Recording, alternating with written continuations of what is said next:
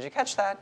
Even deleting your browser history online can get you convicted of obstruction, since he knew an investigation was underway into him. So then what about a case like Mr. Trump?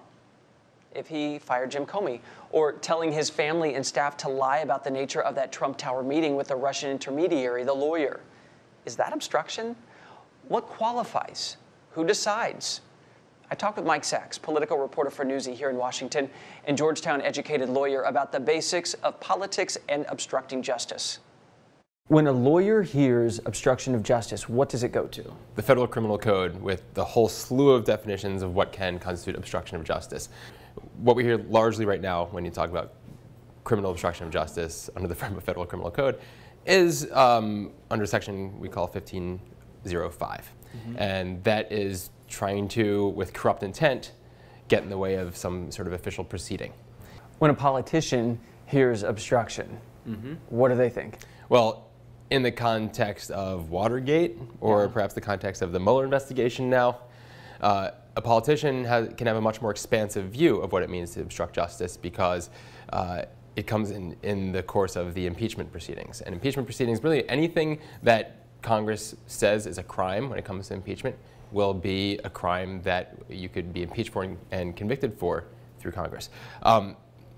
Right now, perhaps, Congress might think of it as something that Mueller might return to them in his final report on certain members of the Trump campaign, to the extent he finds anything, that he submits then to the Deputy Attorney General, should he still be on the job by then, which then the Deputy Attorney General or the Attorney General, if the current Attorney General isn't on the job by then, would then, if they wanted to, they don't have to, but if they wanted to, could then forward on to Congress to take further action.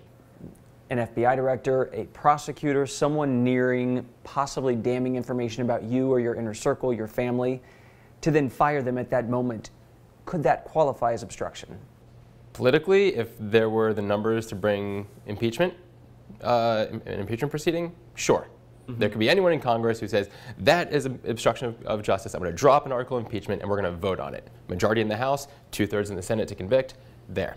But if you're talking about legally, well, this is where things get a little hairy. Section 1505, which I mentioned earlier, says you can't with corrupt state of mind try to derail any kind of proceeding. Yeah. The courts have interpreted proceeding narrowly and broadly.